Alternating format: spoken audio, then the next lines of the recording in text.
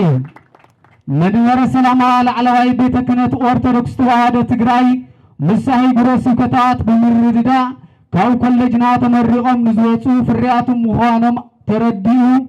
ኣድላይ ዝኾነ ምትሕብባር ክገብር እናሓተትና በተመረቅቲ ወገን ድማ መንበረ ሰላማ ላዕለዋይ ቤተ ክህነት ኦርቶዶክስ ተዋህዶ ቤተ ክርስቲያን ትግራይ ናብ ዝለዓለ ብርኪ ንምብፃሕ ዝድለ ኩሉ ክንሰርሕ ቃል ንኣቱ። ክቡራን ክቡራትን ተኸታተልቲ መደብና ምስ ኣሕዋትና ምስዞም ሰለስተ ፍትዋት ኣሕዋት ዘለና ፃንሒት ካልኣይ መደብ ካልኣይ ክፋል ነቐፅሎ ኣለና። እዚ ካልኣይ ክፋል እዚ ክትከታተሉና ብእግዚኣብሔር ስም ክፅውዕ እፈቱ። ኣብዚኣ ጉዳይ እዚኣ ላዕለዋይ ቤተ ክህነት መንበረ ሰላማ ኦርቶዶክስ ተዋህዶ ቤተ ክርስቲያን ትግራይ ከም በጀት ኩልዶ ይኮነን ካሊእ ነገር ኮይኑ በጀት እውን ክትመሃሩ መዲቡ ነቲ ቤት ትምህርቲ ወይ ከዓ መንፈሳዊ ኮሌጅ እውን ዝምህረኩም ንሱ እዩ። ካብዚ ንድሓር እዚ ለበዋ እዚ ዘቕረብኩምሉ ምክንያት እንታይ እዩ? ፍርያቱ ከም ዝኾኑ ምዃኖም ተረዲኡ ዝብል ኣድላይ ትሕብር ይግበረሎም እዩ ዝብል እንታይ ዓይነት ትሕብር እዩ ንምሩቃን ካብ ላዕለዋይ ቤተ ክህነት ዘድልዮም። ቀፂሉ ድማ ከም ባዕልኹም እውን ነዚ ላዕለዋይ ቤተ ክህነት ናብ ዝለዓለ ብርኪ ንምብፃሕ ዝድለ ኩሉ ክንሰርሕ ቃል ንኣቱ እውን ይብል እሞ ኣብ ዝለዓለ ደረጃ ወይ ከዓ ብርኪ ክበፅሕ ማለት እንታይ ማለት እዩ ዝብላ ክልቲአን እዚኣተን ተተብርህለይ ብመምህር እስጢፋኖስ ክጅምር። ጽቡቕ ሞያ ከምቲ ዓንቶ ኣሕዋተይም እንዳበልዎ ዝፀንሑ ሕጂ ናብታ ራእይቲ ጥያቄ ብዝኣተናሉ ላዕለዋይ ቤተ ክህነት መንበረ ሰላማ ኦርቶዶክስ ተዋህዶ ቤተ ክርስቲያን ትግራይ ምስ ሃገረ ስብከታት ምትሕባር ነቲ ካብዚ ተመሪቑ ዝወፀ ደቀ መዝሙር ኣድላይ ዝኾነ ምትሕባር ክገብርሉ ትሕትና ንለዋ ብዝብል መልክዕ እዩ ተገሊጹ ዘሎ። ስለዚ ብዋናነት ኣቐዲምና ናብዚ ትምህርቲ እዚ ክንካፈል ወይ ከዓ እዚ ናይ ትምህርቲ ዝዕድል ክንረክብ ካብ ዝገበረና ከሃገረ ስብከትና ጀሚሩ ላዕለዋይ ቤተ ክህነት መንበረ ሰላማ እውን ብበጀት መልክዕ እንዳለቐቐ እዚ ትምህርቲ ዝዕድል ክንረክብ ገይርና እዩ። ብቐዳምነት እዚ ትምህርቲ እዚ ክንምሃር ስለዝኽኣልና እውን ነዚ እውን ምስጋና ኣለና በርግፅ። ስለዚ ብዋናነት ሓደ ንትምህርቲ ኺዱ ተምሃሩ ኢሉ ከም ዝለኣኸና ኮሌጅ ድማ ናይ 4 ናይ 5 ናይ ዝተፈላለዩ ዓመታት በብዲፓርትመንቱ ፃንሒት ገይሩ መወዳእትኡ ኪዱ ዝብል መልእኽቲ ይህብና። ፃንሒትና ወዲናስ ኦልሬዲ ናብ ኣገልግሎት ንሰማረወሉ ሰዓት ይበፂሑ ማለት እዩ። ስለዚ ከምቲ ልክዕ ናብ ትምህርቲ ዝለኣኸና ካብ ኣገልግሎት ናብ ኣገልግሎት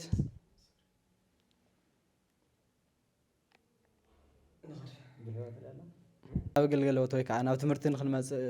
ዕድል ከም ዝፈጠረልና ናብ ኣገልግሎት ክንሰማሮ ከለና እውን እዚ ኣገልግሎት እዚ ነገልግለሉ ኣውደ ምህረት ከድሊ እዩ። እንደገና ኣብ ዝተፈላለዩ ኣጥቢያ ቤተ ክርስቲያናት ተመዲብካ እዚ ኣገልግሎት እዚ ትሰርሓሉ ዕድላት ናይ ምፍጣር ድማ ናይ መንበረ ሰላማና ናይ ሃገረ ስብከታት ግደ ይኸውን ማለት እዩ። ምክንያቱ ኪድ ተምሃር ኢልካ ከተምህሮን ከለኻ እቲ ዝተምሃሮ ትምህርቲ ወይ ከዓ እቲ ዝተረድኦ ናይ እግዚኣብሔር ቃል ዝተረድኦ ወንጌል ከስፋሕፍሐሉ ወይ ከዓ ክሰብከሉ ዝኽእል መድረኽ እንድሕር ተዘይተፈጢሩሉ ናይ ወላድ ምኻን እዩ ዝኸውን ማለት እዩ። ምክንያቱ ኣምሂርካ እቲ ዝተምሃሮ ነገር ክናገረሉ ከምህረሉ ዝኽእሉ ዕድላት ተዘይተመቻችዮ እሞ ምንም ካብ ዘይምምሃር ዝፍለየሉ ነገር ይህልውን ማለት እዩ። ስለዚ ብዝተኻለ መጠን ብዋናነት ኣብ ሕድሕድ ኣህጉረ ስብከታት ነዚ ነገር እዚ ኣብ ብዙሓት ካብ 94 ዓመተ ምህረት ጀሚሩስ እስካብ 2018 ብዙሓት ደቀ መዛሙርት በዚ ኮሌጅ ዝሓሊፎም እዮም። ብዙሓት ተምሃሮ እውን ተማሂሮም እዮም። ግን ክንደየና እዩ እቲ ናይ ወንጌል ኣገልግሎት ዝስራሕ ዘሎ ክንደየና ኣብቲ ማሕበረሰብና ወይ ከዓ ኣብቶም ኣመንቲ ዝመፅእ ለውጢ ኣሎ እንድሕር ኢልና ግን ትንሪኦ ዘለና እዩ ዝኸውን ማለት እዩ። እዚ ግን እንታይ ጎዲልዎ ወይ ከዓ ንምንታይ በቲ ዝተምሃረ ልክዕ ወይ ከዓ በቲ ብኮሌጅ ተማሂሮም ዝወፁ ደቀ መዛሙርቲ ልክዕ ተኾይኑ ኣብቲ ኣብ ሕድሕድ ሃገረ ስብከታት ወይ ከዓ ኣብ ሕድሕድ ኣጥቢያ ቤተ ክርስቲያን ኣብቲ ምእመናንና ናይ ወንጌል ለውጢ ወይ ከዓ ትክክለኛ ናይ እግዚኣብሔር ቃል ርድኢት ተኾይኑ ዘይመፀ ዝብል ግን ምክንያቱ እቲ ተማሂሩ ዝወፀ ካብዚ ወይ ከዓ እቲ ናይ ወንጌል ርድኢት ተረዲኡ ብቴዎሎጂ ብዝተፈላለዩ ዲፓርትመንታት ተማሂሩ ዝመፀ ማሕበረሰብ ኣብቲ ዝግበኦ ቦታ ኮይኑ ዘገልግለሉ ዕድል ኣይተፈጠረን። ስለዚ ነዚ ነገር እዚ እውን ኢና ልክዕ ከምቲ ናይ ምሃር ዕድል ፈጢሮም ዝዕድል እዚ ወይ ከዓ ትምህርቲ እዚ ክንረክብ ከም ዝተገበረልና ነዚ እውን ምስጋና እንዳቕረብና ግን እቲ ዝተምሃረ ኣካል ኣብቲ ዝተምሃረሉ ወይ ከዓ ብዋናነት እንደውም ኣብ ደቀ መዛሙርት ካብቶም ካብዚ ገዛ ዝተማሂሮም ዝወፁ ንላዕሊ ዓብዪ ሕማም ዝኾነ ወይ ከዓ ዝውግዑ ወገታት እንታይ እዮም ካብቲ ናይ ፋይናንስ ጉዳይ ከም ዘሎ ኮይኑ ግን ብዋናነት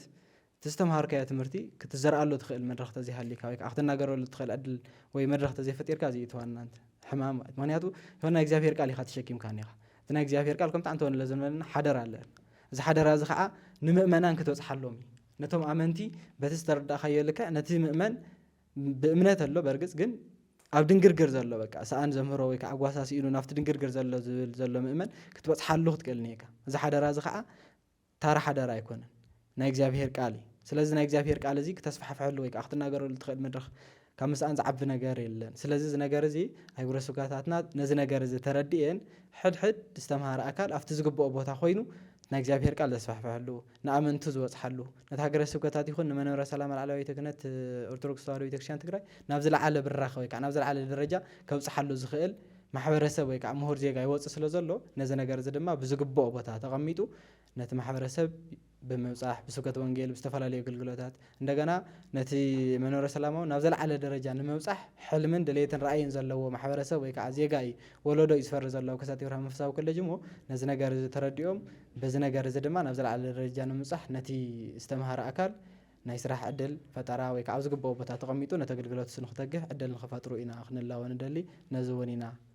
ቃል ዝኣተናሉ ዕላማ ዝተረፈ ኣሕዋተዮም ስለ ዘለዉ ክውስኽሉ እዮም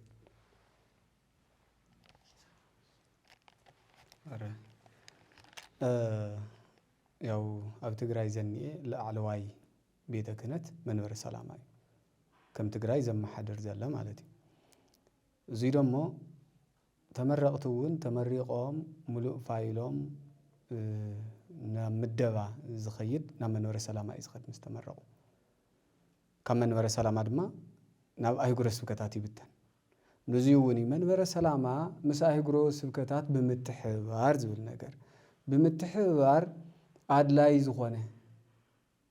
ብምርድዳ ኣድላይ ዝኾነ ምትሕብባር ክገብሩ ፍቁር ሓወይ እስጢፋኖስ ገሊፅዎ እዩ ኣነ ዝሓስክዎ እንታይ እየ ቃል ኣምላኽ እየ ተማሂረ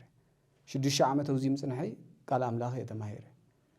ስለዚ እንድሕር ኣብ ዝኾነ ንኣይ ኣብዘይ ፊልደይ ወይ ከዓ ኣብዘይ ዲፓርትመንተይ ስራሕ እንድሕር ተባሂለ ከድምም የኽእልን ቃል ኣምላኽ ዝተምሃረ ኣብ ናይ ስብከተ ወንጌል ትኹረት ሂቡ መንበረ ሰላማዊ ምስ ኣህጉረ ስብከታት ተረዳድዩ እዞም ተመሪቖም ካብ ኮሌጅ ዝወፁ ናይ ነገረ መለኮት ምሁራን እዮም ስለዚ ኣብ ጉባኤያት ኣብ ኣውደ ምህረት እቲ ዝሰርሕሉ ኣብ ወረዳ እንድሕር ኮይኑ እውን ምስ ስብከተ ወንጌል ዝተተሓዘ ስራሕቲ ክሰርሑ ከም ዘለዎም ዝብል ትኹረት ክገብረሉ ካብኡ ብምቕፃል ድማ ናይ ፋይናንስ ጉዳይ እውን መሰረታዊ ነገር እዩ ጎይታና መድሓኒትና ኢየሱስ ክርስቶስ መጀመርያ ሕብስቲ ኣበርኪቱ ሂቦም እዩ በሊዖም እዮም ምክንያቱ ክበልዑ ስለ ዘለዎም ሰባት እዮም ስድራ ዝመርሕ እዩ ካብ ዝተመሪቑ ዝወፅእ 6 ዓመት ኣብዚ 5 ዓመት 7 ዓመት ኣጥፊኡ ኣብዚ ግዜ ምንም ዓይነት ናይ ፋይናንስ ዓቕሚ የብሉን መንበረ ሰላማ ብዝተኸኣለ ንዚኦም ብናይ ቀደም ክኸይድ የብሉን 3800 እየን ተንበጀት ንሓደ ተመሪቑ ዝወፅእ ገዛ ክራይ ኣይኽፍላን ብዚአን እንድሕር ኣገልግል ኢልካዮ ፈተና እዩ ዋላ እኳ ፈተና ተፃዊሩ ትደቀ መዝሙር የገልግል ግን መንበረ ሰላማ ክገብሮ ዝግብኦ ግን ፍሉይ ትኹረት በጀት ክገብረሎም ኣለዎ ዝብል እያ እታ ብምርድዳእና ብምርድዳ ክትሓወረ ዝግብኦ ንሕና እንታይ ኢና ክንገብር መንበረ ሰላማ እንታይ እኒአና ንሕና ዓቕሚ እኒአና ትምህርቲ እኒአና ሓሳብ እኒአና ብሓሳብ ክንድግፎ ዕሸል ከም ምዃኑ ጀማሪ ከም ምዃኑ ክንዕብዮ ናብ ዝለዓለ ብርኪ ክበፅሕ ብዝተፈላለየ ዓቕምታትና ክንድግፎ ቃልና ናትና ከዓ ይኸውን ትናትና ንወ ነገር ማለት እዩ ልክዕ ከምቲ 2016 ኮሱ ምንም ኣብ ጀማሪው ዝኾነሉ ንሕና ተቋሪፁ ዝነበረ ትምህርትና ክንጅምር ጌርና እዩ ንሕና እውን ንኡ ክንከፍል ዝግጁዋት ምዃንና እዩ ጥራት ኣብ ዝውስኽ እንተልዩ ባዕልኻ ወሲኽካ መምህር ሻዊት ኣብ ሓምሻይ ናይ ምምሃር ዕላማ ፀገማት ማሕበረሰብ ምፍታሕ እዩ ይብል ምናልባት ሓደ ጊዜ ምሁርን ተማሂርካ ተሓልፍ ሞ ካብቱ ዘይተምሃረስ ምንም ለውጢ ዘይተርእየሉ ኩነታት የጋጥመና ያ ብዙሕ ዋላ ኣብቱ ህዚ መንፈሳዊ ኮሌጅ ሓሊፉ ዝኸይድስ ካብቱ መንፈሳዊ ኮሌጅ ዘይመፀ ዝተፈለየሉ ነገር ዘይትርእየሉ ብናይ ዓለማዊ ኣካዳሚ እውን እንተበልና በቲ ኣካዳሚ ሓሊፉ ብዙሕ መፍትሕታት ከመፅእ ተፅቢት ዝግበረሉ ድማ ማዕረ ምስቲ ዘይተምሃረ ኮይኑ ትረኽበሉ ኣጋጣሚታት ኣለዉ ስለዚ እዚ ማሕበረሰባዊ ዝኾኑ ፀገማት ምፍታሕ ዕላማ ናይ ምምሃር እዩ ትብሉ እሞ ናይ ቅፅል ኣቢሉ ከም ተመረቕቲ ተኣምንዎ እዚ ኮይኑ ፀገማት ማሕበረሰብ ዝፍትሑ ድማ ነቲ ሓቀኛን እሙንን ዝኾነ ቃለ እግዚኣብሔር ብምፍላጥ እዩ ይብል ቃለ እግዚኣብሔር ብምፍላጥ ኢኻ ፀገማት ማሕበረሰብ ዝፍታሕ ዝብል ርድኢት እንታይ ማለት እዩ ዝብል ሓደ ሕቶ ዝከልአል ምስኡ ተታሒዙ ምክንያት ዝብል ኣሎ ቃል እግዚአብሔር ሰላም እዩ ቃል እግዚአብሔር ብርሃን እዩ ቃል እግዚአብሔር ዕረፍቲ እውን እዩ ኣቱም እትጽዕሩን ጾር ዝኸበደኩምን ኩልኻትኩም ናባይንዑ ኣነ እውን ከዕርፈኩም እየ ከም ዝበለ ጎይታና ኩሉ ሰብ ናብ ኢየሱስ ክርስቶስ ክቐርብ ሸኽሙ ከራግፍ ዕረፍቲ እውን ክረክብ ብዕቱብ ክንዓዪ ቃል ንኣቱ ይብል ናብ ኢየሱስ ክርስቶስ ምቕራብ ዝብል ድማ ኣብዚ ሓደ ነጥቢ ተተልዑለይ ደስ ይብለኒ ቱዛኣት ቱ ብኢየሱስ ክርስቶስ ዘሎ ዝበሃል ወይ ከዓ ኣማኒ ኦርቶዶክስ ዝኾነ እውን ዲኹም ናብ ኢየሱስ ክርስቶስ ምቕራብ ትብልዎ ዘለኹም ወይስ ናብ ካብ እምነት ኢየሱስ ክርስቶስ ወፃኢ ዘለው እዩ ፃውዕ ፃውዒት እዚ ከምኡ ሸኽሚ ምድርጋፍ ማለት እንታይ እዮም እቶም ሸኽምታት ክበሃል ይኽእሉ ኣብ ዘመንና ዘለው ሸኽምታት ዝብል ካብ ሻዊት ክጅመር ሞ ብኡ ጌርና ክንምለስ خبرت يا لي فتوات حواتنا قلت وصاني حميهم منور سلامة مس أهجر سبكتات يا وتقرأ شو عتا أهجر سبكتين زلوا مساعتين ترى راديو أدلى يتحبر غير لنا خمس زلوا يزل التمجلسين هاي تمرأتي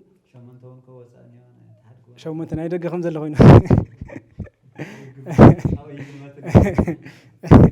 يا زي كم زلوا هنا تقول هلا عسرت حمشة هنا بتقرأ زلوا أهجر سبكتات نايدك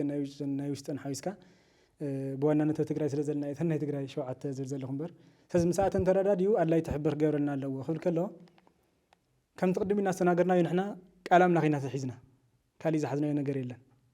نايكرسوس وتادراتنا أب تعليم ويمدما علم مد سنحنا أو نايدك مزمور نتجزي سنحنا هي زدما بتلو خبوبات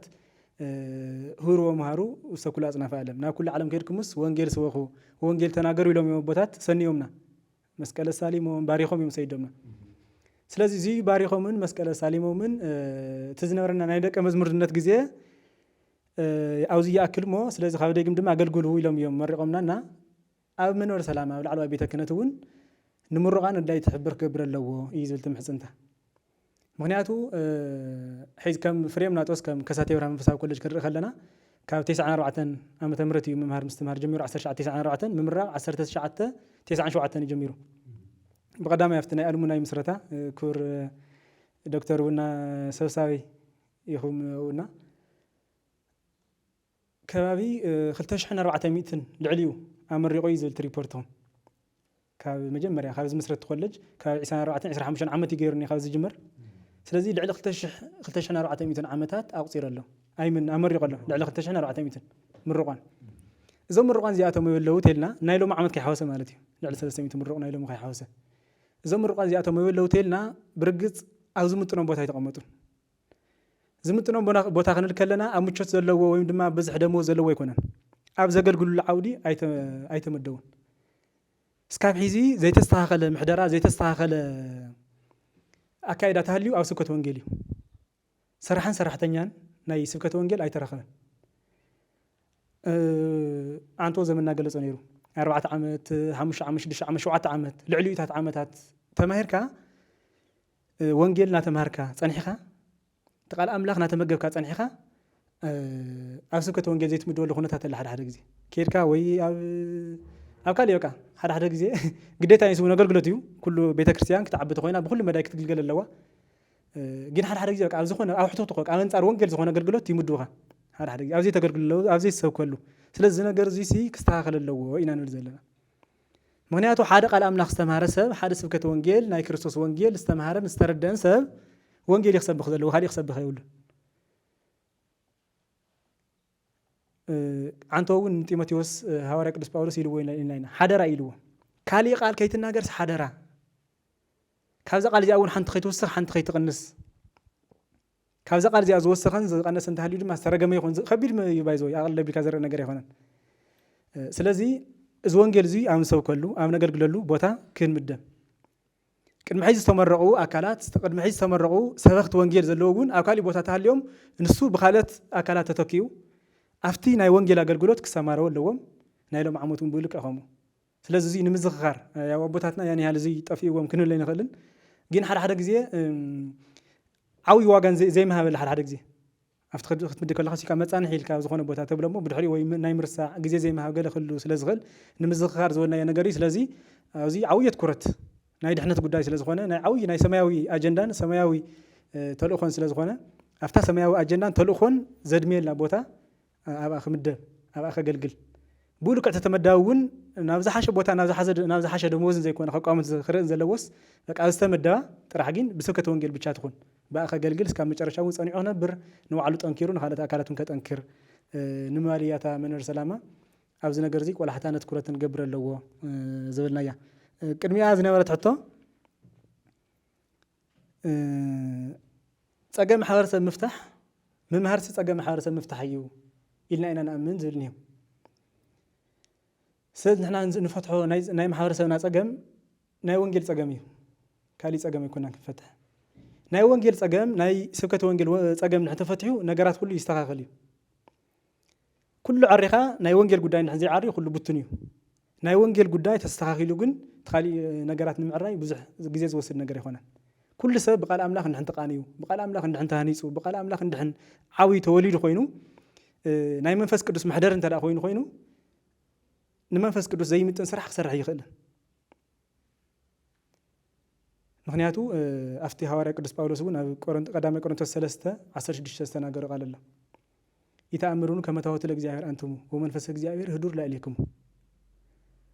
سلازي حد أماني حد كريستيان نكريستوس آمينو نكريستوس ترديو قويتانا مرحتنا إياس كريستوس كاب إجزائر أب زتال أخه نأنا نخدحن كاب قدس نقل مريم استولده مخانو زأمنن استردأن ود إجزائر توالي سواء يوحنس وانجيل ونسيز نقرنا معرف حد قصر 10 دقيقة يوحنس وانجيل نتم كلهم لكريستوس زأمنون استقبلون دك إجزائر نخونسي سلطان ولدنة هو ميزل سلازي إذا قال زي استردأ كله ود إجزائر توالي سواء ود إجزائر تخوين دما تزولنا يوم حماق سرح يخلن حماق قبر يخلن نمحاورسه زقود سرح سرح يخلن سلازي ممهر مالت ناي محاورسه صقم مفتاح مالتي ويلنا انا نامن كنل كلنا بوانجيل مجمريا ناي محاورسبنا صقم يلنا نحس ويزه بسعزي بزلنا صنعات كلاتنا ካብ ሕድ ቤተ ክርስቲያን ገና ካብ ህፃውንትና ብዲቁና ጀሚርና ብስተፈላለየ ብዓቅምና ብዝፈቀዶ አገልግሎት ኢና ናገልገልና መጺና ገና ካብ ቆለትና ጀሚርና እስካብ ሒዝ እውን አገልግሎት ኢና ዘለናና ትጸገም ንፈልጦ ኢና ናይ ቤተ ክርስቲያን ጸገም ቁጥር ሓደ ተዋሂሉ ቅመጥ ዝኽል ልዕሊ ስብከት ወንጌል ካሊ ጸገም ይብልና ስለዚ እቲ ናይ ቀደም ከም ዝወልናዮ እቲ ናይ ቤተ ክርስቲያንና ዶግማውና ቀኖናው ዝኾነ ናይ ሐዋርያት ተካይዳ ከም ዘሎ ኮይኑ ሓሊና ነገር ግን እቲ ወንጌል ድማ እስካብ መጨረሻ ልክዕ ምእመናን ከምቲ ክርድእዎ ዝግብኦም ልክዕ ከምቲ ክንፈልጦ ዝግበአና እስካብ መጨረሻ ስለ ዘይፈለጥና እቲ ነገር ርሱ ንኽፈልጡን ንኽርድኡን ኣብዚ ነገር እዚ ኣስተዋፅኦ ክንገብር ንእሽተይ ፀፀር ክንድግፍ ኢና ብዝብል ኢና እታ ነገር ርሳ እቲና ያና ጎይታና መድሓትና ኢየሱስ ክርስቶስ እውን ኣቱም ትፅዕሩን ጾር ዝኸወደኩም እናባይ ንዑ ኢሉ ዮሐንስ ወንጌል ምዕራፍ አይምን ማቴዎስ ወንጌል ምዕራፍ 1 ምዕራፍ 11 ማቴዎስ ወንጌል ምዕራፍ 11 ቁጥር 28 ተናጊሩ ወላ ኣቱም ዝኸወደኩም ናባይ ንዑ ኣነ እውን ክዕርፈኩም እየ ኢሉ ስለዚ ኩሉ ሰብ ብዚ ቃል እዚ ክዓርፍ ኢና ክንገብር ዝግበአና ኩላትና ሰበክቲ ወንጌል ኩላትና ኣብ ስብከተ ወንጌል ኣገልግሎት ዘለና ምእመናን ክዓርፉ ምግባር እያ ዋና ዓላማና ብስሩ እውን ሓደ ናይ መጨረሻ ናይ ሓደ ደቀ መዝሙር ዕላማ ናይ ክርስቶስ ወንጌል ምስባኽ እዩ ካልእ ዕላማን ካልእ ኣጀንዳን የብሉን ካልእ ሕቱኽቱኽ ካልእ ናይ ማርታ ኣገልግሎት ከኣቱ የብሉን ምክንያቱ ንሱ ስለ ዘይጠቅም ንቤተ ክርስቲያን ዕቤት ኣይጠቅምን ነቲ ሰማያዊ ኣጀንዳ ሰማያዊ ተልእኾ ኣይጠቅምን ስለዚ ጎይታና መድሓትና ኢየሱስ ክርስቶስ ዝብለና ዘሎ ኣቱም ኩልኻትኩም ሸኽሚ ዝኸወደኩም ስናባይ ንዑ ኣነ ክዕርፈኩም እየ የዋህ ዝኾነ ጎይታ እዩ ዘለና ሸኽሚ ዝዕርፍ ጎይታ እዩ ዘለና ጸገምና ዝርዳእ ዘይሓልፍ ክህነት ዘለዎ ብድኻምና ዝርህርህ ድኻምና ክሽከመልና ዝኽእል ድኻምና ክርዳእናን ክፈልጠልናን ዝኽእል ምክንያቱ ሰብ ስለ ዝኾነ ጎይታና ኢየሱስ ክርስቶስ ፍጹም ሰብ ፍጹም ኣምላኽ ክንብል ከለና ዘእንበለ ኃጢአት ባሕቲታ እንትርፈ ኃጢአት ፍጹም ሰብ ይኾን ጎይታ ኢየሱስ ክርስቶስ ስለዚ ኢየሱስ ክርስቶስ ናይና በደል ናይና ሸኽሚ ናይና ኃጢአት ይርዳእልና እዩ ይፈልጥ እዩ ብድኻምና ዘይርህርህ ሊቀ ካህናት ኣይኮነን ዘለና ይርህረልና እዩ ብድኻምና ኣትዩ ይሕግዘና እዩ ይሽከመና ይዕርፈና እዩ ስለዚ ምምሃር ማለት ቃል ኣምላኽ ምምጋብ ማለት እዚ ማለት ስለ ዝኾነ ካልኦት ሰባት እውን እዚ ንሕና ጥዒምናዮ ዘለና ሰማያዊ ዕረፍቲ እቲ ንሕና ጥዒምናዮ ዘለና ምስ ክርስቶስ ዘለና ሕብረት نخالق سوات شير نخنقبل نخنكافل قالنا أتو يزبلت ملأخت انت أجندنا سلازي بزح سوات نابز نقرزي مقرابي علامانا اتهم قريوم زلو أكالات ون أو زلو نخطنعو ندحريت نخيم اللسو اتهم ناي كريستوس وانجيل زي تردوم أكالات ون تناي كريستوس وانجيل نخردو إذا كن الكلنا بناي كلتا سلسة عقمي إذا فتسام تلو خوي كونان أجندا يكونان كبيد ملكوتاونا سماو أجندا أيو هز بحبرات كوينا خلاتنا من الرقان لك 5 زولنا يو تلع لك تشح سلسة شح زلو برقت تلع لك تشح من الرق زولنا يو بيتوبيا عملوا درجة حويس كايو خالت كلاتون أو زينا مسأي مهارات لزنارة جيبوا لك عناتهم متكاتها بزبها الدرجة خاء القدس سلاسينا القدس باولوس ناتهم هرخ عنا تقرأي زموس أكلات له سلز بزح من الرقين هي تقرأي كم تقرأي تحسينا سلز تهزلنا يعدي ناي وانجيل ما أخلت كون خنصعر لنا ناي وانجيل ما أخلت كون خنصعر لنا خلنا كلنا اتزولنا يو ناي هواريات من قدي ناي هواريات توفيت بزحلو ملكعو كل سبب قال أملاخ كمجون كرداني زلوا مناتو قال أملاخ عرفت سلازغنا سلازي كأوز حتىها أنت نحدش آمن تديس نزلوا زل كنا أو برجس مسزلنا قربتنا بكريستوس حدث سلازغنا أتانا أن نحن وقع تزل خير كسرنا كم زل خينو حيث خير دكتور خمسة كنا نتم زلوون ننو عنا نترى أنا أزلنا ينخنتنا أفتني هواريات توفيت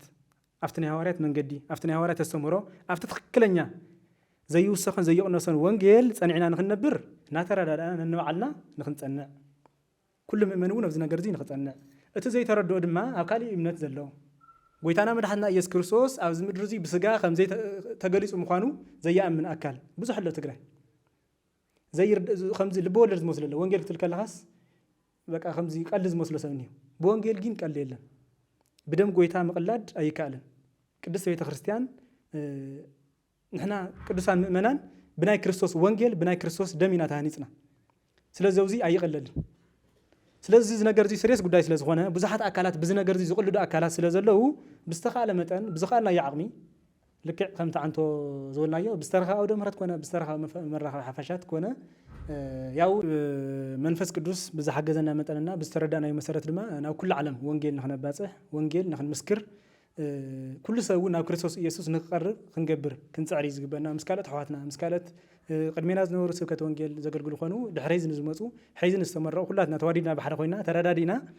نفتنا كريستوس وانجيل كل سو نخعسل كل سو وانجيل استرد خون خنجبرن كنت عرن يزلنا منفس قدوس نحجزنا يا وجزاهير قدس فقاري هنا الله مقراب مرقاف زبل شيخ مخات شندولو سفراك هلو كانيو اندحر شيخ مخات الراقفو اللي زي هالليكا تشكيم كي أخات دوت معرف اندحر زي هالليكا اتو قويتا سنبت زغونا سنبتنا عرفت معالتيا اتا أبلي كيدان زنبرت سنبت قويتا سنبت عرفت زغونا قويتانا مرحانيتنا إيسوس كريستوس ناو نقرولو مغنيات انتاي يوزبلي كم مجمريا خنريو خلنا تا قال زاتنا لا مغلصي ناي قال እግዚአብሔር ትርጉም ያትገልጽ ምክንያቱ ቃል እግዚአብሔር መኒ እትቃል አካላው ቃል ኢየሱስ ክርስቶስ ባዕሉ ይትቃል ስለዚህ ናይ ናትና ናይ ዝተመረቁ እንታይልና ኢና ነአምን ጸገማት ማህበረሰብ መፍታሕ ንሱውን ነታ ሐቀኛን ኡሙንን ዝኾነ ቃል እግዚአብሔር ብምፍላጥ ድማ እቲ ጸገም ናይ ዓለም ጸገም ናይ ኩሉ ዓለም ጸገም بو يزفتح مغنيات لنا يئنا تحت لنا مغنيات قال እግዚአብሔር ታዩ ብርሃን ብርሃን ኣብዘለሉ ኣነ ንስኻትኩም ነው ዝገዛ እዚ ክንጋጨ ይንኽእልን ብርሃን ድሕርሃል ጸልማት ትኸይኑ ግን ምግጫውና ይቀር ስለዚህ ናይ ብርሃን absence of light ይጋጥም ለማለት እዩ ምግጫው ግጭት ታህሊታይ ሆን ለማለት ሰላም የለም ሰላም የለም ቃል እግዚአብሔር ታይ ሰላም እዩ ብርሃን ስለዝኾነ የብርሃን ካለ ሰላም ካትረክብ ለኻ ሰላም ታህሊ ኸታ ሩፍታን عرفتني نن معلن بعلي زمل صوت قال عرفتني تعرف فويت ولدو تركب لك ويتانا مرحنتنا ኢየሱስ ክርስቶስ هذه እቱ فويت ولستنا عالم برهان زخونه انا وت برهانو لعالم زبل بعلو እቲ برهان اندحر ኢየሱስ ክርስቶስ اندحر هالينا سلام الله سلام تهليو عرفت الله أو إنا نعرف لنا خبل يتان قالات منم كي تشرارف بعلن زمل ساسل زغنا ناب يسوع كريستوس مقراب ناتنا سرح اتقالوا من غير مالتي اتقالوا خنغرو خلنا نأمان زي أمان ببعلته نمجو مجبيو ببعلته نعرف عرفت سلازغنا حدا شاب أنا خمي جرينا بيسوع قرب زبلن ندحرك بلن نخوينا حدا أماني يسوع كريستوس مسوق خمسة اللي يزعمن وناتو قرب إليس نايس خا قرب يتبلن ندحريلني فتصم مسوق يلن كما ينزبل صبون እሱ مسوق ተዝህሉ ነይሩ ታይ ይኽብል ነይሩ አሜን ይኽብል ነይሩ እሺ ቀርብ ምክንያቱ ቦታ ይኹንኩን ዝጥቁምለኹ ምቅራብ ማለት ነብይ ኢየሱስ ክርስቶስ ቅረብ ማለትስ ዝኾነ ስፍራ ይኹንኩን ብስፍራ ዝግደብ ይኾነን ሂስ ኦምኒፕሬዘንስ ይበቃ ኣብ ኩሉ ዝርከብ ኩሉ ውን ዝፈልጥ ዝኾነ አምላኽ ስለ ዝኾነ ናኡ ምቅራብ ክንብል ከለና ምስቃሉ ሕብረት ምህላው ምስቃሉ ምንግጋር ቃሉ እንብዝብል ይኾነን ቃሉ ዝጻረፍ ቃል ይኾነን እንድሕርና አይተመልስ ቅረብ አይትብለንን ዝብል ቃል ታዩ ጻርፍ እዩ ሓቂ እሱ ደሞ ምስኡ ከምዘ የለ ዝፈልጥ ለኹ ዝብል እሱ ያው ንጸላእትን ጸሎት ዝምሕር ኩሉ አማንም ይኹን ዘይ አማኒ በብዕለቱ በየሰከንዱ ኩሉ ግዜ ምሳና ንኸውን ናኡ ክንቀርብ ነና ቅረው ሃቤሁ ወያበርህ ለኩም ዝብልኮ ነዚ አመንትኮ ይኾነን ተዋህይዎ نمن دي توهيو تصحف استصحفكو نزامن كوي زي امنت ما اوريدي مصحف ينبونيا لازم كلنا مخان ايو قبلنا هو مغرب بخريستوس قال منبر ناي كريستوس تأزازاي مخان اكل كريستوس كونكا نفتازر علاماويت كبر مئتاو زيوم ناب كريستوس مغربيوم ابزا منقد زي خيد آمين قبل زي خير سبن تليو خالي نجاري زخون من هالباش جن تي حد جيزي ود خريستوس كوينو أنا خريستوس هاوي إيلو بحق ون بقال كريستوس النات ملالسة أبيت أمنتنا يلا خانمو أمنتنا وجل يلا خانمو نعنا بكريستوس كنار إيكا مزول وسبات كتحجو سرز خير سب بموالي تحتول إليهم بر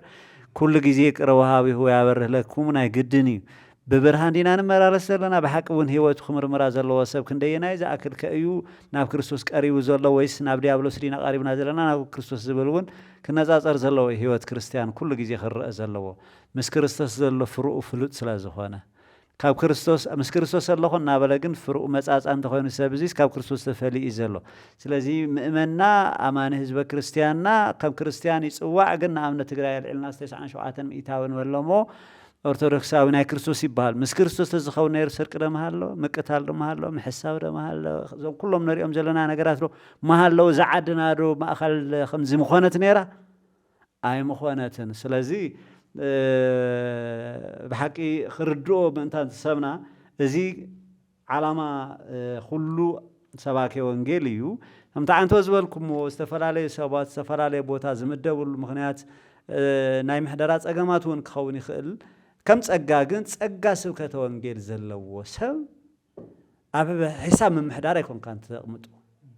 عسا قفافي زنبرة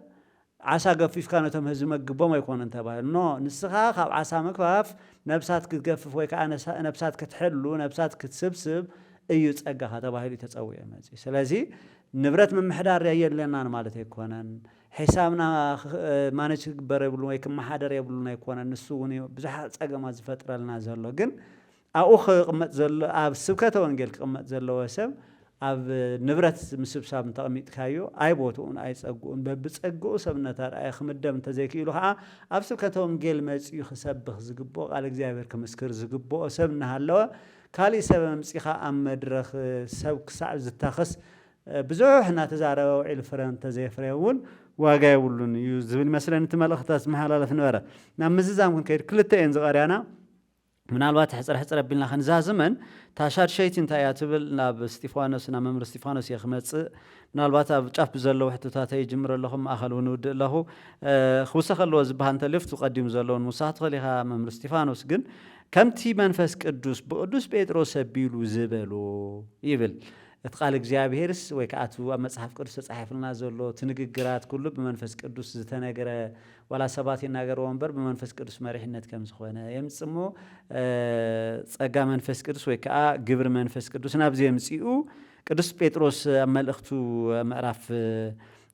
5 ቁጥር 2 ኣብቲ ናይ መጀመርያ መልእኽቱ ነቲ ሓደራ ዝተዋሃበኩም መጓሰ እግዚአብሔር ሓልውዎ እንተኾነ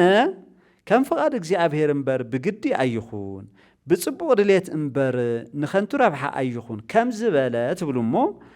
ንሕና እውን ኣብቲ ዝተዋሃበና መጓሰ ኣገልገልቲ ደኣ እምበር ጎይቶት ከም ዘይንኸውን ቃል ንኣቱ ይብል ሓደ እቲ ብመንፈስ ቅዱስ ንግግር መሪሕነት ዝብል ኣጠቓቕሳኹም ከመይ እዩ ክብል እሞ ቀፂለን ዝመጻ ግን ክልተ ዓበይቲ ነገራት ኣለዋ ኣገልገልቲ ደኣ እምበር ጎይቶት ከይንኸውን ኣገልጋሊ ጎይታ ምዃን ኣገልጋሊ ዝብል ከዓ እንተውን ጥቀስ ኣቢልኩማ ነይርኩም ኢኹም ጎይትነት እንታይ ማለት እዩ ኣገልጋሊ ክኸውን እናተገበኦ ጎይታ ምዃን ከእንታይ ማለት እዩ ብሓቂ ብዙሕ ሰፊሕ ኣብነት እናልዓልና ብዘመንና ዘለው ተርእዮታት ምግላፅ ምኽኣልና ኣለሞ ኩሎም ነጥብታት ተቐርቦም ነበርኩም ተስፋ ገብር ድሕሪ ህዚ እውን በብውልቀኹም እናመጻኹም ብጽዮን ሚድያ ተመሓላልፍዎ ትምህርትታት ብዝበለጸ እናበርሁ ክኸዱ ይኽእሉ ይመስለኒ በዓልቶም እዚኣቶም ብዙሕት ርእስታት ከውፅሎም ትኽእሉ ሰባክያን እውን ስለ ዝኾንኩም ጸጋኡ ዝዓደለኩም እዩ ኣምላኽ እግዚኣብሔር ይፈልጥ ከምቲ ንብሎ ዘለና እዩ ኣብቲ ዝተዋሃበኩም ጸጋ ኣቲኹምስ ጽባሕ ተዚ ሃረር ትብሎ ዘለኹም ፍረ ፍርዩ ንኹላትና ብርሃን ኮይኑ ክኹላዕልና ተስፋ ንገብር እቲ ናይ ወንጌል ብርሃን ዝኾነ ግን ህዝቢ ሓፂር ሕፅር ብዝበለ መልክዕ ግን እታ ኣገልግሎት ወይ ከዓ ኣገልጋሊ ምዃንን ጎይታ ምዃንን ዝብላ ክልተ ነገራት ኣብዚ ተቐሚጠን ኣለዋ እንታይ ማለት እየን ንስኻትኩም ጓይቶት ዘይኮንና ክንከውንስ ኣገልገልቲ ኢና ክንከውን ትብሉ ምስታ ናይ ቅዱስ ጴጥሮስ መልእኽቲ ኣልዒልኩም ተወሰነ ሓሳብ ተተብሉለይ ሞ ናብታ መዛዘምታ ንኣቲ መምህር እስጢፋኖስ መጀመርያ ጽቡቕ ሞ ናብታ ናይ ሕጂ ኣጀንዳ ቅድምታ ናፍታ ናይ ኣንቶስ ዝኾነ ሓንቲ ሓሳብ ተወሳኺ ክገብር ናይ ምሃር ዕላማስ ናይ ማሕበረሰብ ጸገማት ምፍታሕ ወይ ከዓ መፍትሒ መሃቢ ዝኾነ ጸገም ኣሎ እስኻ ትምህርቲ ብምምሃርካ ነቲ ጸገም ንሱ መጺኻ መፍትሒ ትህበሉ ወይ ከዓ ሶሉሽን ተቐምጠሉ እዩ ምክንያቱ ናይ ምሃርካ ዕላማ ንዑ ስለ ዝኾነ ማለት ሕጂ እዚ ዝበልናሉ ዕላማ መብዛሕትኡ ዝኾነ ነገር ወይ ከዓ ዝኾነ ቕሓ ዝኾነ ፕሮዳክት ትምረት እንከሎስ ምስ ባዕሉ ዝመጽእ ማንዋል ኣለዎ ሕድሕዱ ማለት ሕድሕድ ንብረትስ ምስ ባዕሉ ዝመጽእ ማንዋል ኣለዎ ዝኾነ ብልሽት ወይ ከዓ ዝኾነ ጉድለት ኣብቲ ቕሓ እንድሕር ተራእዩ ብምንታይ ኢኻ ተስተኻኽሎ ትኽእል በቲ ማንዋል በቲ ንሱ ዝተሰርሓሉ ብከምዚ ጌርካ ግጠሞ ከምዚ ብልሽት ከጋጥም ከሎ ብከምዚ ኢኻ ትፈትሖ ዝብል ምስ ባዕሉ ዝመጽእ መሳርሒ ኣሎ ስለዚ ናይ ጠቕላላ ናይ ፍጥረት ወይ ከዓ ናይ ደቂ ሰባት ማንዋል ናይ ባዕልና ኣለና ስለዚ እዚ ማንዋል እዚ መን እዩ እንድሕር ኢልና ካብ እግዚኣብሔር ዝተዋሃበና እቲ ሰራሒና ኣካል ባዕሉ ዝሃበና መጽሓፍ ቅዱስ እዩ ስለዚ ሕድሕድ ኣብ ማሕበረሰብ ጸገማት እንድሕር ሃልዮም ሽግራት እንድሕር ሃልዮም ዕረፍቲ እንድሕር ተሳኢኑ ጭንቀት እንድሕር በፂሑ እዞም ኩሎም ነገራት ክኽሰቱ እንከለዉ መፍትሒ ክህበና ዝኽእል መን እዩ ዝኾነ ዓለም ዘይኮነ ዝበናስ እቲ ማንዋልና እዩ ክህበና ዝኽእል ኣብ ውሽጥና ዝኾነ ብልሽት ጸገም ኣብ ዘጋጠመና ልክዕ ኩሉ መፍትሒ ክህበና ዝኽእል መጽሓፍ ቅዱስ ንሱ እዩ ምክንያቱ እንታይ ስለ ዝኾነ እሱ ዝተሰራሕናሉ ከመይ ክንነበር ከም ዘለና ናይ ምፍጣርና ዕላማ ኩሉ ነገር ክነግረና ዝኽእል እሱ ስለ ዝኾነ ማለት እዩ ነዚ እውን እዚ ካብ ዘይምርዳእ ወይ ከዓ እዚ ካብ ዘይ ምግንዛብ ዝተለዓለ ኣብ ዓለም ዘሎ ኩነታት ሰላም ምስኣን ክኸውን ይኽእል እዩ ህውከት ኩናት እዞም ኩሎም ነገራት እዚኣቶም ከብዝሑ ዝኽኣሉ ነቲ ዝተፈጠርናሉ ዕላማ ወይ ከዓ ነቲ ዝተሰራሕናሉ ዕላማ በቲ ዝተሰራሕናሉ ማንዋል ብኡ ስለ ዘይተጓዓዝናና ብኡ ስለ ዘይተመርሓና እዩ ማለት እዩ ስለዚ ናይዚ ኩሉ ነገር መፍትሒ ክኸውን ዝኽእል ድማ ዝተምሃርናዮ ትምህርቲ ናይ እግዚኣብሔር ቃል እዩ ናይ መጽሓፍ ቅዱስ ቃል እዩ ስለዚ ነዚ ነገር እዚ ናብ ማሕበረሰብ ብምእዋጅና ብምምሳር እዮም እቶም ኩሎም ነገራት እዚኣቶም ኣብ ዓለም ተኸሲቶም እኒአው ክፍትሑና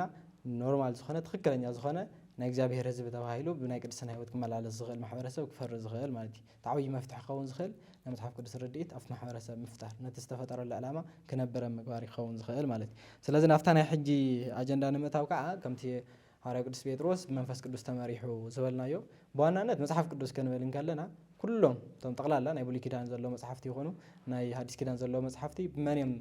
ምናልባት ብግለሰባት ተጻሒፎም ክኾኑ ይኽእሉ እዮም ግን ንዓኣቶም ንኽጽሕፉ ወይ ከዓ ንዓኣቶም ንኸምኡ ዓይነት ግብኣት ንኽህቡ ዘለዓሎም ግን ሓደ ነገር ኣሎ ንሱ እውን መን እዩ መንፈስ ቅዱስ ማለት እዩ ዝኾነ ሓሳብ መፂሎም ወይ ከዓ ዝኾነ ዋይ እዚኣ ደስ ኢልሃኒ ኢልና ዝፀሓፍዎ ኣጀንዳ ዘይኮነስ ብናይ እግዚኣብሔር ቃል ናይ እግዚኣብሔር መሪሕነት ብናይ መንፈስ ቅዱስ ኣነሳሽነትና መሪሕነት ብኡ ተመሪሖም ዝፀሓፍዎ እዩ ማለት እዩ ስለዚ ብናይ መንፈስ ቅዱስ ተመሪሖም እንድሕር ፅሒፎሞ ብናይ መንፈስ ቅዱስ ተለዓኢሎም እንድሕር ፅሒፎሞ ኣብዚ ነገር እዚ እንታይ የለን ማለት እዩ ስሕተት ኣልባ እዩ ማለት እዩ ምንም ዓይነት ስሕተት የለን ምክንያቱ እንድሕር ስሕተት ኣለዎ ንብል እንድሕር ኮይና ናብ ካሊእ ኣጀንዳ ኢና ንኣቱ መንፈስ ቅዱስ ተመሪሑ ስለ ዝተጻሕፈ ማለት ስለዚ ስሕተት ኣልባ ምዃኑ መንፈስ ቅዱስ ተመሪሑ እንድሕር ተጻሒፉ ከዓ ክንደየና ዓይነት ቃሉ ተገዛእት ክንከውን ኣለና ዝብል ድማ ዓብይ ነገር ክኸውን እዩ ማለት ናቱ ዝኾነ ሓደ የበላይ መራሒ ዝጻሓፈልካ ጽሑፍስ ተገዛእነት ኣለካ ነጥቃል እዚ ከዓ ካብኡ ሓሊፉስ መንፈስ ቅዱስ ብእግዚአብሔር መንፈስ ቅዱስ ክጻሓፍ እንከሎ ድማ ክንደየናይ ዋጋ ከም ዘለዎና ክንደየናይ ዓብይ ቦታ ክንህቦ ከም ዝግባእና ቀዲምና ክንርዳእ ይግባእ ማለት ስለዚ እዚ ሓላፍነት እዚ መንፈስ ቅዱስ ተመሪሑ ሐዋርያ ቅዱስ ጴጥሮስ ሓላፍነት ይበሎ ማለት እዩ እንታይ ኢሉ ነተን ዋግኤስ ከም ጎይቶት ዘይኮንና ክንከውን ዘለናስ ከም ኣገልገልቲ ሕጂ ጎይታን ኣገልጋልነትን ኣሎ ሕጂ ገለገሊ ብዙሕ ሰብ ኣገልጋሊ ይኸውን ጎይታ ከዓ ኣይሰኑ ገለገሊ ድማኒ ጎይታ ይኸውን ግን ኣገልጋሊ ኣይኮነን ኣብ ክርስቶስ እዞም ነገራት እዚኣቶም ክንሪኦም ከለና ግን ክልቲኦም ይሒዝዎ እንደውም ኣብ ትምህርቲ ቤትና ክንመሃር ከለናስ ሰርቫንትሁድ ሊደርሺፕ ዝበሃል ትምህርቲ ስንወስድ ኢና ኣገልጋሊ ኮይኑስ መሪሕነት ክልቲኡ ኣገልጋሊ እውን መሪሕነት ይንሰማልአ ማለት እዩ ስለዚ ብቀዳምነት ሞዴል ዝጥቀስ ኣብዚ ኣጀንዳ ዝመኒ ኢየሱስ ክርስቶስ እዩ ዝጥቀስ ማለት እዩ ስለዚ ኣገልጋሊ እውን መራሒ እውን ነቶም ሐዋርያት ክእዘዝን ከሎ ከለኹ ብዙሕ ነገራት ነቲ ህዝቢ ዘድልዮም ነገራት ከማልእ ከለዉ ንሪኦ ኢና ኣገልጋልነቱ በዚ ይብል ካብኡ ድማ ብመሪሕነት ደረጃ ድማ እቲ ህዝቡ ከመይ ማኔጅ ክንገብሮ ከም ዘለዎ ከመይ ዓይነት ኣካይዳ ክኸይድ ከም ዘለዎ ዝብል ነገራት ኩሎም ድማ ኣብዚ ናይ መሪሕነት ጉዳይ ድማ ይረአ ማለት እዩ ስለዚ ኣዚኣና ንምጥቕላል ዝኣክል ናብ ክወስድ ዮሃንስ ወንጌል ምዕራፍ 10 ክነንብብ ከለናስ ብዛዕባ ሕያዋይ ጓሳ እዩ ዝናገር ሕያዋይ ኣብዚ ነገር እዚ ግን ክልተ ሰባት እዮም ዘለዉ ክልተ ጓሶት እዮም ዘለዉ ሓደ ዓይነት ጓሳ ዝኾነ ኢና ንርኢ ሕያዋይ ጓሳ እዩ ሕያዋይ ጓሳ እውን ሂወቱ ቤዛ ዋግዑ ሕሊፉ ክህብ ከሎ ኢና ንሪኦ እቲ ሓደ ድማ ጥቕመኛ ዝኾነ ጓሳ እዩ ዕሱብ ወይ ከዓ ቁፅረኛ ዝኾነ ማለት እዩ ስለዚ እቲ ዕሱብ ወይ ከዓ ቁፅረኛ ዝኾነ ጓሳ እንታይ ድሌቱ ስለተነዋግዕ ደንታ የብሉን ጠሚየንዶ ፀሚአንዶ ዓሪቀንዶ ከስትየንዶ ዝብሎ ነገራት ኣብ ኣጀንዳ ይእትዎን እንታይ ዳይ የሆነ እታ ወርሑ ምስ ኣኽለት እታ ደሞዙ ክረኽበሉ ዝኽእል ወይ ከዓ ምስ ደሞዙ እዩ ዝራኸብ ዝኾነ ኣራዊት ወይ ከዓ እንስሳ ናብ ተነዋጊዕ ኣብ ዝመፀሉ ሰዓትስ ሂወት የድሕን ኢሉ ዓርሲ ሃዲሙ ዝኸይድ ማለት እዩ እቲ ሕያዋይ ጓሳ ክንርኢ ከለና ግን እንታይ እዩ ሂወቱ ቤዛ ዋግዑ ሕሊፉ ክህብ እንከሎ እዩ ነተነዋጊዑ ኣቅዲሙ መሪሕዎን ይኸይድ ኣቅዲሙ መሪሕዎን ክኸይድ እንከሎ ዝኾነ ኣራዊት ክመፀ እንከሎ ኣብ ክንዲ ተነዋጊዑ ሂወቱ ቤዛ ዋግዑ ሕሊፉ ዝህብ ማለት እዩ ነዋጊዑ ሸይድ ዘይኮነስ ዋጊዑ ስለ ዋጊዑ ሽየጥ ነዋጊዑ ሓሪዱ ዝበልዕ ዘይኮነስ ስለ ዋጊዑ ተሓሪዱስ ብልዑ ንዝብል ማለት እዩ ስለዚ እዚ ሓላፍነት እዚ ልክዕ ከምቲ ዕሱብ ጓሳ ወይ ከዓ ጥቕመኛ ዝኾነ ጓሳ ዘይኮንና ክንከውን ዝግባአናስ እንታይ ደኣ ኣብ ልዕሊ ዋጊዕና ወይ ከዓ ኣብ ልዕሊ ኣመንቲ ጎይቶት ዘይኮንና ክንከውን ዝግባአናስ ኣገልገልቲ ኮይንና ነቲ ኣመንቲ ድልየቶምን ባህጎምን ተረዲእና ነቲ ማሕበረሰብ ንሱ ዘድልዮ ነገር ፈሊጥና ነቲ ማሕበረሰብ ንሱ ከመይ ክንበፅሐሉ ከም ዘለና ቃል እግዚኣብሔር ኣብ ዘድልየሉ ሰዓት ቃል እግዚኣብሔር ካልኦት ዝተፈላለዩ ነገራት ክማልእሉ ብዝግብኦም ነገራት እንዳማላእና ከመገልገልቲ እምበር ከም ጎይቶት ከይኮናስ ነዚ ቃል እዚ ተገዛእቲ ኮይና ከምቲ ክርስቶስ ንዓለም ዘርአየና ወይ ከዓ ንኣመንቲ ዝገበሮ ውዕለታ ንሕና እውን በትናቱ መንፈስ በትናቱ ረድኤት ተሓጊዝና ብፀጉኡ እንዳሓገዘና እንዳደገፈና ነዚ ኣገልግሎት እዚ ክንዓይ ኢና ቃል ንኣቱ ዘለና እሞ ድጋሜ ነዚ ኣገልግሎት እዚ ክንዓይ ፀጋ መንፈስ ቅዱስ ይርዳኣና ንማለት ኣሜን ክብረት ያበለይ ብጣዕሚ ፅቡቕ ኣብዚኣ መምህር ዘመር ትውስኻ ነገር እንተልዩ ወሲኽካ ናብታ ናይ መዛዘሚት ዝቐረበት ቃል ሕቶ ክመፅእ እታ ናይ መወዳእታ ሻውዒት እንታይ እያ ትብል ኣብታ ቤተ እግዚኣብሔር ኣብታ ናይ ሓቂ ዓምድን መሰረትን ዝኾነት ቤተ ክርስቲያን ህያው እግዚኣብሔር እቲ መርዓዊ ክርስቶስ ክሳዕ ዝመፅእ ንዘለኣለም ኣብኣ ብእምነት ክንነብር ቃል ንኣቱ ዝብል ቃል እውን ኣሎ እዚ ቤተ እግዚኣብሔር ናይ ሓቅን ዓምድን መሰረት ይብላ ነታ ቤተ ክርስቲያን ከምኡ ድማ እቲ መርዓዊ ክርስቶስ ክሳዕ ዝመፅእ ዝብል እውን ቃል ኣሎ እሞ ኣብዚኣ ብእምነት ዘለኣለም ስለምንባር ዝተጠቐሰ እውን ቃል ሓዊስካ እንታይ ማለት እያ እዛ ናይ መወዳእታ ቃል በዚኣ እንተነዛዝማና ኢሎም መዓልቲ ሕቶን መልስናን ይቕኒለይ ካብታ ናይ መጀመርያ ቅድሚያ ዝነበረት ክጅምር ከለኹ ጎይታና መድሓኒትና ኢየሱስ ክርስቶስ ኣብ መንግስተ ሰማያት መን እዩ ዓብዪ ኢሎም ደቀ መዛሙርቲ ክጥይቕዎ ከለዉ እቲ ዓብዪ ክኾን ዝደሊ እንታይ ይኾን ኢሉ ነይሩ ኣገልጋሊ ይኾን እዚ ኣብቲ ዕብየት እዙይ ንሕና ናይ ዓብይነት ስልጣን እዩ ወይ ከዓ ደቀ መዝሙር ተመሪቆም ዝወፁ ዘለው ዓበይቲ ምዃኖም ዝገልፅሉ እዩ ኣገልጋላይ ምዃን ማለት ዕብየት እዩ ኣገልጋላይ ምዃን ማለት ዓለም ብትፈልጦ ማስተር ወይ ከዓ ጎይታ ምዃን እዩ ዓብይ ብዝብል እዩ ናይ ዓለም ቋንቋ እሱ በቲ ናይ መጽሓፍ ቅዱስ ቋንቋ ግን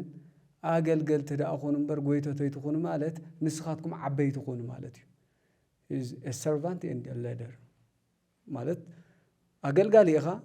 ግን መራሒ ኢኻ ብምንታይ ኢኻ ትመርሖም በገልግሎትካ ኢኻ ትመርሖም ከምዚ ዝኾነ ሓደ ሓለቓ ወይ ከዓ ጎይታ መምርሒ እዩ ዘውርድ መምርሒ ውርድ መምርሒ ተፈጻምነት ክኸውን ይገብር በቶም ታሕተወት ኣብ መንፈሳዊ ዓለም ግን ጎይታና መድሓኒትና ኢየሱስ ክርስቶስ ዝነገሮም ቅዱስ ጴጥሮስ ብመንፈስ ቅዱስ ዝተናገሮን ያው ቅዱሳት መጽሓፍቲ መንፈሳውያን ሰባት ብመንፈስ ቅዱስ ዝጽሓፍዎን ስለ ዝኾነ እቲ ጋይድ ዝገብር ነዚ ቃል እዚ ክጽሓፍ ዝገበረ ቅዱስ ጴጥሮስ ዘይኾነስ መኒ መንፈስ ቅዱስ ይጽሕፍዎ ተቃል እዚ መንፈስ ቅዱስ ታይ ይብለ ጎይቶ ታይ ትኾኑ ታይ ዳ ኾኑ ኣገልገልቲ ኾኑ ዓበይቲ ኢኹም ኣገልገልቲ ኾኑ ጎይታ መምርሒ ዘውርድ ኣገልገልቲ ግን ናገልገሉ እዮም ዝመርሑ ሓደራነት ሰለስተ ወሃብ ሓደራ እዩ ዝወሃብ ዘለ ተሓደራ ስታይ ወይ ከዓ ስቲዋርድሺፕ ንብሎ በዓል ሓደራነት ምክብኻብ ንመን ንትመጓሰ ብምንታይ ኢኻ ትከዋኸብ ኣለኻ ኣገልጋሊ ብምዃን ዝብል ክዛዝ ማንሳ ናፍታ ናይ መወዳእታ ሕተይ ክሓልፍ ከለኹ ኣፍታ ናይ ዓምዲ ወይ ከዓ ቤተክርስቲያን ህያው እግዚአብሔር መሰረት እውን ዝኾነት ኣብ ምእተውየይ ንእሽተይ ጥቁም ኣቢለ ነይረ እታ መሰረት ንሳ እንታይ እያ ትብል ኣብዛ ኸውሒ እዚኣ ቤተክርስቲያነይ ክሃንፅ እየ እታ ኸውሒ እያ ትኾንላ መሰረት እያ ትኾንላ ኢልና እየ እታ መሰረት እሳ ናብኣ ከይንወፅእ እንታይ እያ እታ መሰረት ካብ ጎይታና መድሓኒትና ኢየሱስ ክርስቶስ ወዲ እግዚኣብሔርነት ህያው ወዲ እግዚኣብሔር ምዃኑ ካፍታ እምነት እሳ እንተይወፃና ኣብታ ፀንዕቲ ቤተ እግዚኣብሔር ናይ ቤተ እግዚኣብሔር ማለት እግዚኣብሔር ዝሓድረሉ ናይ እግዚኣብሔር ምሕደሪ ኾንከውን እግዚኣብሔር ድማ ኣብ ደቂ ሰባት ዓንተወ ፍቁር ሓወይ ገሊፅዎ ነይሩ ፍቁር ሓወይ ሸዊት ታይል ነይሩ ናይ መንፈስ ቅዱስ ምሕደር ምዃንኩም ኣይትፈልጡን ዲኹም መንፈስ ቅዱስ እግዚኣብሔር እዩ ንሕና ምሕደር መንፈስ ቅዱስ ኢና ናይ እግዚኣብሔር ምሕደር ኢና ብሓፈሻ ከዓ እቲ ኮንግሪጌሽን እቲ ኣማኒ እቲ ስብስብ እንታይ እዩ ዝኾንለ ምሕደር እግዚኣብሔር እዩ ካፍታ ሕብረት ንሳ በታ ብምንታይ ትብል ጭርሖ ማለት እዩ ክርስቶስ ወዲ ህያው እግዚኣብሔር እያ ብትብል ጭርሖ ዝተሰብሰብና ሕብረት ካብኣ ንዘይምውፃእ ካብኣ ተይመውፃእ ናብኣ ኮይና እንታይ ንብል መንፈሱን እታ መርዓት እንታይ ይብልለው እዩ ዝብል نعم كساو زمت نعم نابلنا ماراناتا قويتا إيسوس تولو نعم نابلنا نتان تصبيا تسفى اسكام نركب حزز تقبلنا ينتايو عرون يهم تقبلكم عرون منفس تقبلكم عرون تاي شور زقبرال كان تزوها بكاس بقى أنا خدان زين دحر نحدث سفاي عرون كفيلة خوينا زخدان زيس بقى خوصل يرقص أنيناتي يرقاقص يزلخ عرون منفسو تقبلنا منفسون منن تامرعت تعرون منفسو هذنا تامرعت سهلت كعت هابيت كريستيان انتهين بلنا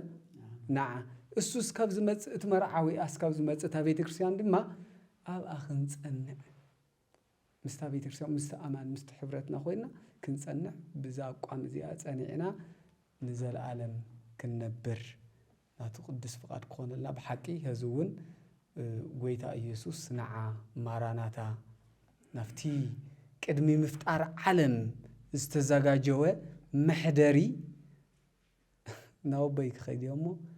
محدر خزاجاجو لكم سفرات زيهلوس كزاجاجو لكم يمولكم النيره مس زاجاجو لكم انتاي تمليسه متي خوسدكم يه بقى نو ينافق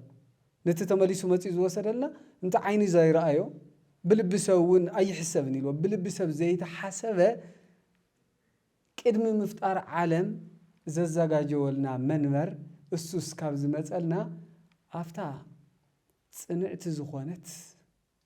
حنت امنت ክርስቶስ ወዲ ህያው እግዚአብሔር ብደሙ ዝመስረታ ቤተ ክርስቲያን ንዘለዓለም ጸኒዕና ክንነብር ዝብል ቃለ መሐላ ዘለዓለም ጸኒዕና ክንነብር ናት ቅዱስ ፈቃድ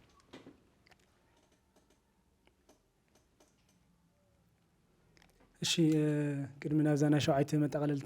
መጠቃለልት ቅድም ሀድና አሻርሸይቱ ቁጽሪ ነቲ መጓሰ እግዚአብሔር ሓደራ ዘወለ ቅዱስ ጴጥሮስ ተላዒሉ ከም ፍቃድ እግዚአብሔር እምበር ብግዳይ ይኹን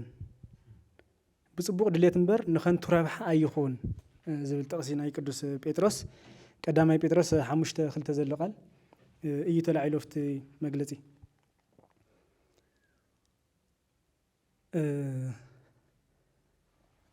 ሓደ ኣገልጋሊ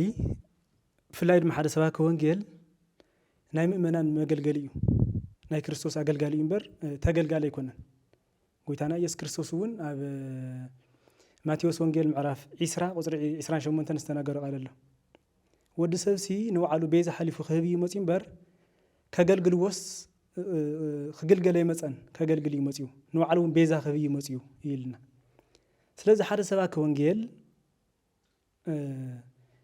ናይ ምእመናን ናይ ቤተ ክርስቲያን ኣገልጋሊ እዩ እምበር ተገልጋሊ ኣይኮነን ስለዚ ከም ቤተ ክርስቲያን ታሪክ ክንሪኦ ከለና እውን ካብ ቀደም ትሒዝና ክንሪኦ ከለና ካብዚ ናይ ቀዳማይ ክፍለ ዘመን ቤተ ክርስቲያን በሎ እንደገና ፕላስ ካብዚ ሒዝ ዘለናዮ ኣብዚ ነገር እዚ ብዙሕ ሓደ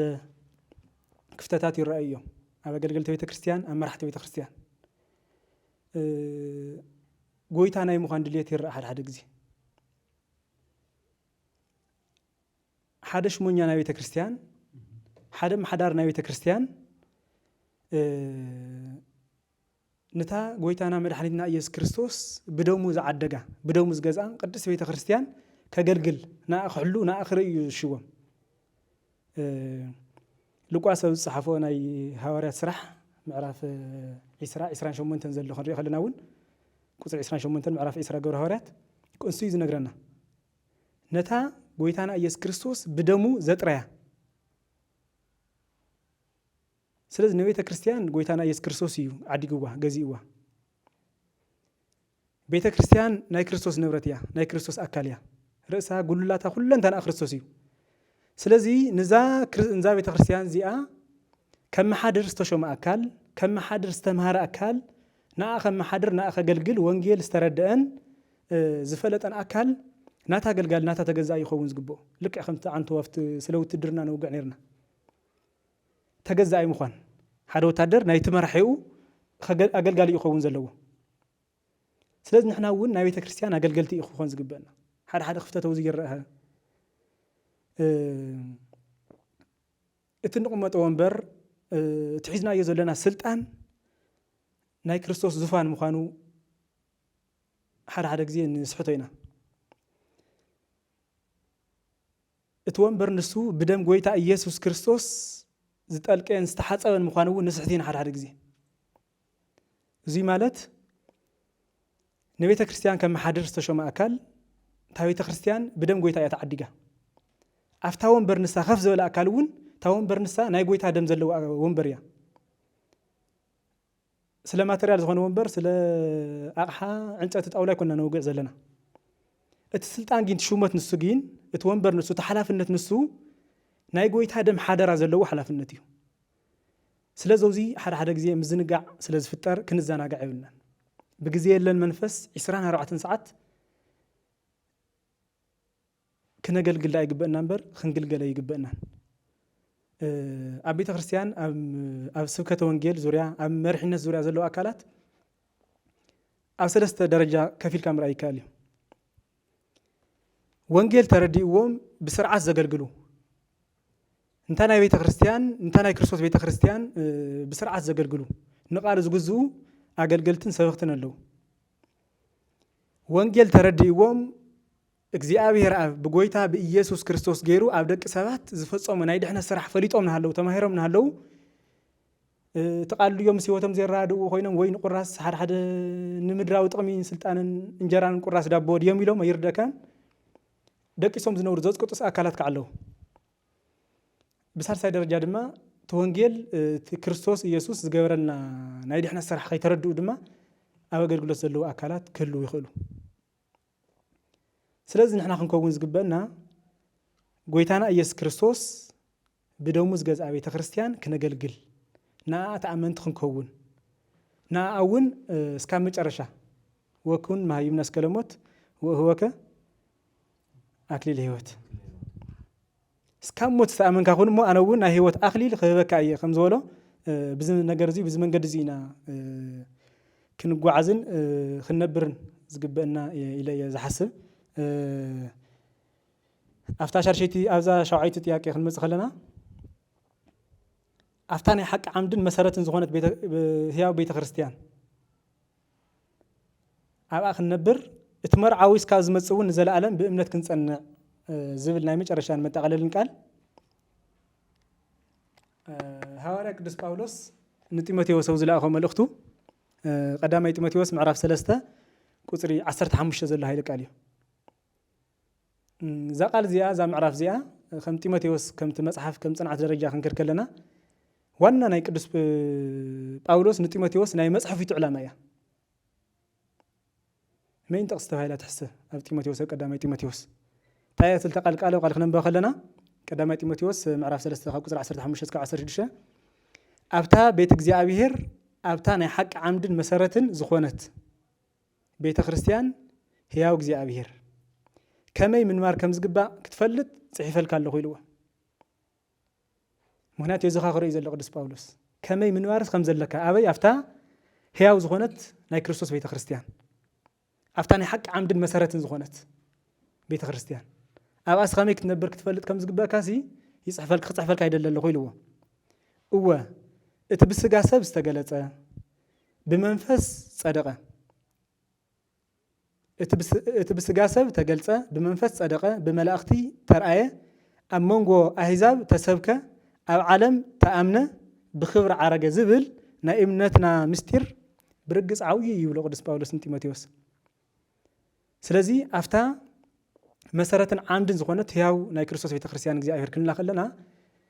ጎይታና ኢየሱስ ክርስቶስ بدوم زقدسا قدس زخونت امنت هياو زخونت امنت بعلو لك كانت كوين زمرحه امنت نساياتنا حق عمدي نحق مسارت بهر زلاوي تخريستيان نحنا بكريستوس زامننا اكالاتا زخوننا لا كريستوس يسوع دما راسا زخوننا لا حبرت زياني حق عمدي حق مسارت بهر سلازي ابانا نبرنا اتمرعوي اسكاو زمص نحنا كلنا حصياتنا كريستوسينا كريستوس مرعوينا رأسنا أيو نؤي ونهارنا قدس باولوس أو إفيسون سلا سبعين سبيتن مشتر كرد خلهم عرف عمشت إفيسون كريستوس نبيت خريستيان كم زفتوا كم زموت الله كم زدم الله كم استساق الله مكرا كم استقبل الله اتسبعي وانتا سبيتي كم مكرا يقبل الله اسكام مستأمن يكون الله يبل بيت خريستيان دمان كريستوس كم تززون كم تخورون كم تفكرون تاسويتون كومو نتسابعي تأززو تخور يبل سلاز قويتان أيس كريستوس ناينا مرعويو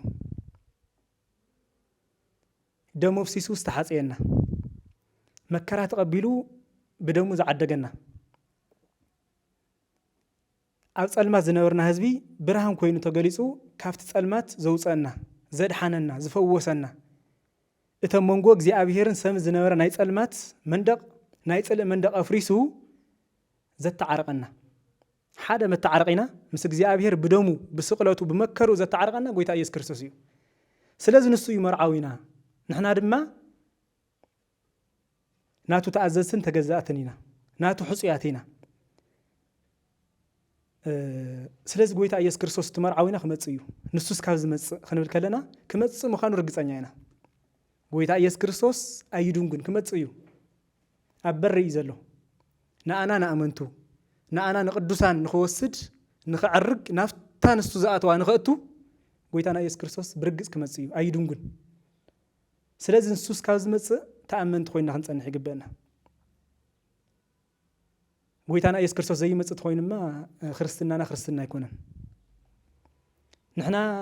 بكريستوس زأمنا بكريستوس دم استحصبنا استشفنا أكلات نافتا كريستوس زلوا زي نخرت خوينا ما كريستنانا امنتنا سبكتنا اغلغلوتنا خونتو اي مالتي سلاز قويتا ኢየሱስ ክርስቶስ كمص مخانو كعرغنا مخانو حدش ماننت حدش سبنا تلابيسنا لك انسو بسمايات عريغو بسمايات حليفو اب يمان እግዚአብሔር اب كم استقمطه نحنا نؤن ملخ نؤن نختل بدمو استقدسنا قدسان حزب ክርስቲያን ድማ ናፍቱንሱ ዘለዎ ክንከድና ስለዚህ እዚ ዘይሐልፍ ናይ ክርስቲያን ተስፋ እዩ ናይ ክርስትና ተስፋ እዩ ክርስትና ካብዝ መንገድ እዚ ካብዝ እምነት እዚ ወጻይ ከንቱ እዩ ሓደ ግዜ አውዚ ከም ነበር ሲል ሕቶክቶክ ዘመንና ሁሉ ሕቶክቶክ ንውዶ ካፍትና እግዚአብሔር ቃል ዕላማ ናወፃና ነበር ሓደ ግዜ ስለዚህ ዝተስፋዚ ስለዘለና ካፍቲ ሕትሕቱቕ ዝኾነ ናይ ማርታ ናብራን ኣገልግሎትን ወፂና ናፍቲ ትክክለኛ ናይ ወንጌል ኣገልግሎት ልክ ሓንቲ መርዓት መርዓዊ ኺመፀለን እንተባሂላ ተዘጋጅያ እያ ክትነብር ዝግባእ ብርግፅ እውን ተዘጋጅያ እያ ትነብር ብቐረባ ዋላ ኣሕዋትና ንፈልጦ እውን ንሱ እዩ በቃ በዓል ገዛ ካብ ዝኾነ ቦታ ገይሽ ነይሩ ክመፅእ እዩ እንተባሂላ ተዘጋጅያ ነገራት ገዛውቲ ኩሉ ተዘጋጅዩ ይፀንሕ ዝብላዕ ስተ ኩሉ ነገር ተዘጋጅ ካ ክፀንሕ ንምንታይ ትገይሹ ዝነበረ መርዓዊ ይመፅእ ስለ ዘሎ تا مرعت مستمرعوي أختر راخو سلز غونت تزجاجيا نتيها بعقمة كده وانت كل نجار قراريها نصت وين يتصنح انت مرعوي بتعمل نانا فقط يتصنح صراحة خمس يتلواس كولهم عن جميرة قاسلها هاو محساو كاريخ تحسيت خل مناتو نافقات توز نبرت أكلا نافقات توز نبرت بويتا نافقات توز نبرت سبعة يمس أسل زلوا سلازم نحن أقول كم خنبرز قبلنا قدوس باولوس ون إذا كرد سلاز دليو مس سبعين مس سبيتن مس مرعو مس مرعتن أم مساتيرو بنرد قام كازرد نازله سلازي مرعوي خمس مس فليتنا لك حانت سبيتي مرعوي نخمس تجورز جدت كنقبريز قبلنا እግዚአብሔር ከም ዝፈቀደልና መጠን ኣብዚ ምድሪ እዚ ክንነብር ንኽእል ኢና ብህፃንና ናብ ጎይታ ክንከድ ንኽእል ኣብ ማእኸላይ ዕድመ ናብ ጎይታ ክንከድ ንኽእል ምስ ሸምገልና ዕድመ ፀጊብና ናብ ጎይታ ክንከድ ንኽእል እዚ ኩሉ ሓላፋ እዩ ናይ ወዲ ሰብ ዕድመ 70-80 እየን ከምቲ ቅዱስ ዳዊት ዝበለና ካብኡ ተሓሊፉ ግን ሽምግልና እርጋን ሕማም መከራ እዩ ውሰዱን ያልዑልነ ተሱን ይኽእል ስለዚ ቀትር እናሃለወ ከይመሸ እናሃለወ ከምቲ ሰሎሞን እውን ዝበሎ ኣብ ጉዝና ወርሒ ኣብ ንእስነትካ ዘመን ፈጣሪኻ ሓሰብ ከም ዝበሎ ኣብ ንእስነትና ዘመን ብወንጌል ኣገልግሎት ንጽናዕ ኣብ ንእስነትና ዘመን ጎይታና ኢየሱስ ክርስቶስ ክመጽእ ምዃኑ ክወስደና ምዃኑ ፈሊጥና እዚ ነገር እዙይ ብልቢ ተረዲእና ንዘይተረዱ ኣካላት እውን ክነረድእ ክንጻር ዝግበአና ኩሉ ኣገልጋሊ እውን ብዚ መንገዲ እዚ ክጸንዕ ይግብኦ كل أجلجالون ويتانا إيس كريستوس كمت خلوا ناي كبر أخليل ناي كبر زودي ما أنتي أو رؤوس خص عنا له بقالوا تأمانة يكونوا كنبر له كم تقدس باولوس أنتي ماتي وزوله وعزي ودي أقويا ودي خمزوله سلاز الحريز تايس بيني له زودي تبيني له إذا نقدر زين أي ترح يكون نوني له بزاجل جلوت نزح حلف كله يزود السعنا له كنت عن توقدم زولنا يوم عرف كلت عسرت زلرا يوحنس ون اسكام موت استأمن كاخون أنا ون هيوت أخليل خبك أي خمس ولا قويتانا إيس كريستوس بوانجيل أجلجلوت نزصنوا عكلات سماو تلوخو سماو أجندة أبسبكة وانجيل سرحيلهم ليتنك أثر نزدوخ ما أكلات عوي خبر خوام كم زلوا عوي خبر خوام مخانو كاركيدانات اللومي سلز بزنا جرزيس أنعنا وانجيل أجلجلوت وانجيل مسكرنا كن كلنا قديتها كل جاتي خام مهار ليتن كثر لفعها بزح زلاخة مترح يكونن كله ناي كريستوس من قدي استرد أنز فلت أن أكل وانجيل كمسكر اللو وانجيل كناجر اللو مغنياتو الثمار عوي يس كريستوس نقل قلت نسوي تطرح يكونن كمس نقول له سوي يخمس بقلت إجزاء هيرسة جهاد يمس قلت سخوين يخمس تحاوي يمس مغنياتو نجوس سلزخونه محاري سلزخونه فرادون سلزخونه قويتانا إيس كريستوس نقول العالم نأنا نزاع منا يو خعرفنا أفويتا خبنا أوز مدرزين هلنا صورنا زخبرنا كله ناو نزمت أنا ناو نستسقعنا زل العالم أوز خنا عرفتي زل العالم أوز خنا تسقعي نخبنا خمسي قويتانا إيس كريستوس نزاع من ود ما بقولك بخالي فردي خمس سلزي بخالي فرد خيمسة كأثرنا هاللوا نايد حنت علت اللوم سلزخونت كل سب بقويتها بإيسوس كريستوس كأمن قويتانا إيس كريستوس ككندانا أم كرانيو مسكال كم زموتن كم استسقلن آمين وترديو اتمرعون الصدمة أو كروا جزية أو كروا ساعات كم اسمه خانو فريتو تزجاجيو كسأنا خمس اللو يخز خاخر زدلي جزيرها بالله تام مبرتي هابلنا من البات قرية تفتح مزازة مثلات ولا تليات كمامر استفانة حتربيك شيء كبرتي هابلي بتعمي دس بالنجر نيرنا سلسة سبات حتى إرجيزي بزح مزراب نعجتكم يغيروا تخكري وتارس انت عايز بزلاز بلينير بر ስፍሕ ዝበለ ትምህርቲ ክትብሉ ትኽእሉ ምዃንኩም ንፈልጥ ኢና ኣምላኽ ቅዱሳን ኣብ ዘገልግሎት እዚ የጽንዕኹም ብሓቂ እግዚኣብሔር ኣምላኽ ተስፋ ገብር እቲ ኩነታት ናይ ቤተ ክህነትና ይኹን ናይ ዓድና ተስተኻኺሉስ በቲ ዝሃበኩም ጸጋ ኣገልጊልኩም ሰለስተ ዕማድ እውን ይብሉና ሰለስተ ብሓደ መኻድኩም እናበልኩም ነርኩም እሞ ኣነ ድማ ከተሓዘ ከለኹ ንእግዚኣብሔር ሰኣነ የለን እሞ ኣብዚ ዘመን እዚ ናይ ዝተለዓሉ እቶም ሰለስተ ብፍላይ ተተሓሒዞም ዝመፁለይ ኣነ ናብ ርእሰይ ሕዚ ካልኦት እውን ክህልው ክኾኑ ናይ ቀጰዶቅያ ኣቦታት ተዓቢ ባስልዮስን ክልቲኦም ጎርጎሬሳትን ኣለዎ እሞ ከምኣቶም ከምኩም ነዛ ቤተ ክርስቲያን እዚኣ ተገልግልዋ ንኽትኮኑልና እዩ ትምኒተይ ኣምላኽ ቅዱሳን ንኹሎ ይሳኖን እስኻትኩም ተኣምኑ ኣምላኽ ኣብዚ ሓግዝኩም ካብ ዘለዎ ፈተናታት ኩሉ ልክዕ እዩ ንድሕሪት ዝጎተካ ፈተናት ናይ ቀደም ሰይፊ ነይሩ ነቲ ሰይፊ ይስዕርዎ ነይሮም ኣብ ዘመንና ግን መነባብሮ ክኸውን ይኽእል ምሕደራ ክኸውን ይኽእል ንድሕረትና ዝጎተና ዋላ ብመንፅር እቲ ናይ ቀደም ክረአ ከሎ ቀሊል ይኹን እምበር ንኹላትና ንብዙሓት እውን ዘሰኩን ካብዚ ወፂኹም ኣብ ኣገልግሎት ክትጸንዑ ክትጥንክሩ ነታ ቤተ ክርስቲያን እውን ብርሃን ክትከንዋ ኣምላኽ ቅዱሳን ይሓገዝኩም ኣሕዋት ቀጻሊ እውን ብትምህርትኩም ንህዝበ ክርስቲያን ብዘለኹም ተዓንቶ ዘርኩም ናይ ዓለም ኣውደ ምህረት ካብኣቶም ሓንቲ ጽዮን ሚድያ እሞ ኣብ ጽዮን ሚድያ እናመጻኹም ትምህርቲ ንኽትህቡ እውን ብእግዚኣብሔር ስም በዘጋጣሚ ቃል ከእትወኩም እፈቱ ክቡራን ኩራትን ተኸታተልቲ መደብና ካልኣይ ክፋል ጻንሒት ምስ ዞም ኣሕዋት ዝነበረና እዚ ይመስል ነይሩ ኣብዚ ዛዚምና ኣለና ናይ መወዳእታ ክንሕልፎ ዝግበአና መልእኽቲ ኣሎ እትብልዎ ዝደለኹሞ መልእኽቲ ንኽትመሓላለፉ ዕድል ክበኩም ጻንሒት እግዚኣብሔር ይመስገን ክብረት ይሃብለይ ኣብ መወዳእታ ክሕልፎ ዝደሊ መልእኽቲ ቃል ኣምላኽ ፈዋስን ንኹሉ ሰብ ዘድሕንን ንኹሉ ሰብ እውን ናብ ምሕረት ጎይታ ዘብፅሕን ስለ ዝኾነ ኩልኻትኩም ነዚ ድምፂ እዚ ዝሰምዑ ዘለኹም ኣካላት ኣብ ወፃኢ ዓድን ኣብ ውሽጢ ዓድን ዘለኹም ኩልኹም ኣብ ወፃኢ ዓዲ ዘለኹም እውን ብርሕቐት ናይ ምምሃር ምስትምሃር መርሃ ግብሪ ስለ ዘለዎ ኣብ ውሽጢ ዓዲ ኣብዚ ዘለኹም ኣካላት እውን ብቅርበት መፂኹም በብዘብኡ ናይ ዲስታንስ ትምህርቲ ኣሎ እዩ ኣብዚኦም መቐለ ዘለኹም ድማ መቐለን ከባቢያን ዘለኹም ናይ ኤክስቴንሽን ትምህርቲ ኣሎ ከምኡ እውን ናይ ሬጉላር ናይ መደበኛ ምምሃር ምስትምሃር ክፍለ ግዜ ስለ ዘሎ እቲ ንሕና ተጣዕምናዮ ህይወት እቲ ንሕና ዝተኻፈልናዮ ናይ እግዚኣብሔር መንግስቲ ኩሉ ሰብ ክጥዕምን ኩሉ ሰብ ክካፈልን ድሌትን ባህግን ስለ ዘለና ናብዚ ኮሌጅ እዚ መፂኹም ንኽትመሃሩ ናብዚ ኮሌጅ መፂኹም እቲ ናይ ሓቂ መንገዲ እቲ ናይ ህይወት መንገዲ ንኽትርድኡ ፃውዒተይ ከቕርብ ይደሊ ከምኡ እውን ኣብ መጨረሻ ከመስግኖም ዝደሊ ኣካላት ዝነበረና ጻንሒት ናይ ምምሃር ምስትምሃር ክፍለ ግዜ መምሃራና ብዙሕ ደኺሞም እዮም ለይትን ቀትርን ብፍላይ ድማ ንሕና ሬጉላር መደበኛ ተምሃሮ ከም ምዃንና መጠን ብምሸት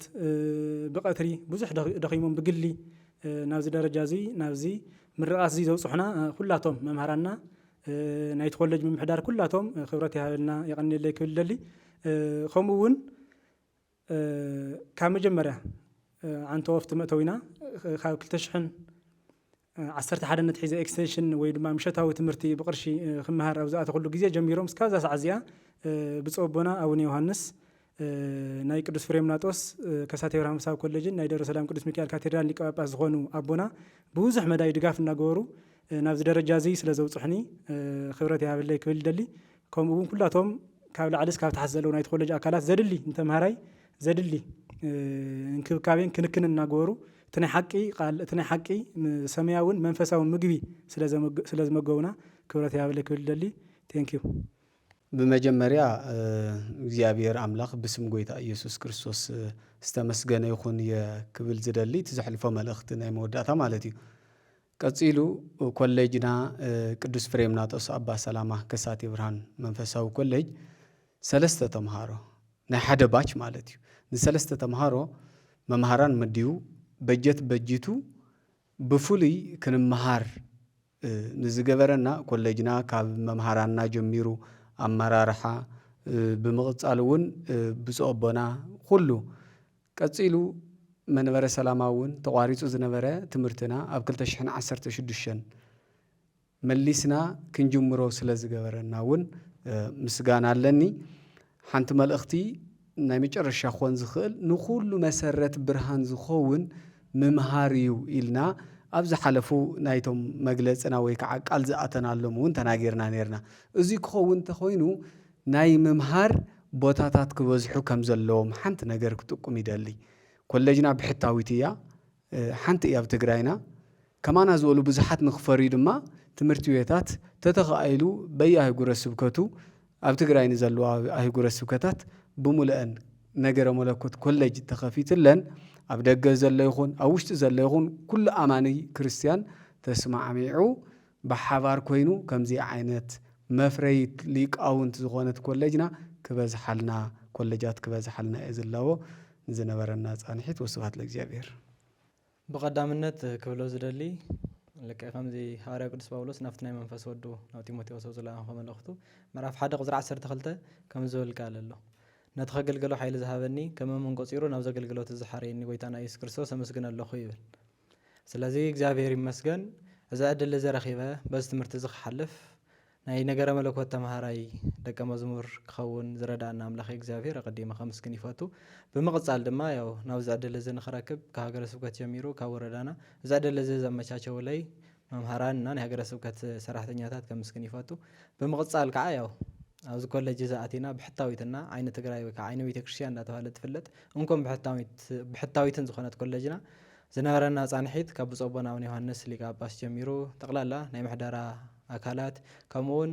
ዕለት ብንግሆን ብምሸትን ደኺምና ሰልችና ከይበሉ ትምህርቲ እዚ ክንረክብ ዝርድኢት እዚ ክንርዳእ ዝደኸሙልና ብዙሓት ፍትዋትና ፈቃራት መምሃራን ኣለውና ነዞም መምሃራን እዚኣቶም ዓስብኹም ካብ ጎይታ ይኸውን ነገር ግን ያው ናይ ውላድኩም ፍረ ወይ ከዓ ናብዚ ደረጃ ስለ ዘብፃሕኩምናና ናይ ትምህርቲ እዚ ውፅኢት ክንከውን ናይ ከሳቴ ብርሃን ፍረታት ተባሂልና ክንፅዋዕ ስለ ዝረዳእኹምናን ስለ ዝደገፍኩምናን ከዓ ልዑል ምስጋና ኣለና። ጽዮን ሚድያ እውን ያው ኣብ ኩሉ ማሕበራዊ ሚድያ ትገብርዎ ምንቅስቃሳት መንፈሳዊ ኣገልግሎት ክኸውን ይኽእል እዩ ብስብከት ብዝተፈላለዩ ክቡራትን ኣኺሩ ክቕፅል ከም ዘሎ እንዳተላበኹ ሳዕ ሕዚ ዝገበርኩሞ ነገራትና ንቐጻሊ ትገብርዎም ነገራት ግን ዓብዪ ክብሪ ኣለና ተጠናኺሩ ክቕፅል እውን ደጊመ ክላው ይፈቱ። ኣኽቢርኩም ስለ ዝዓደምኩምናም ልዑል ምስጋና ኣለና። ዝነበረና ጻንሒት ደስ ዝብል ነይሩ ብጣዕሚ። ወስብሐት ለእግዚአብሔር ክብረት ይሃበልና።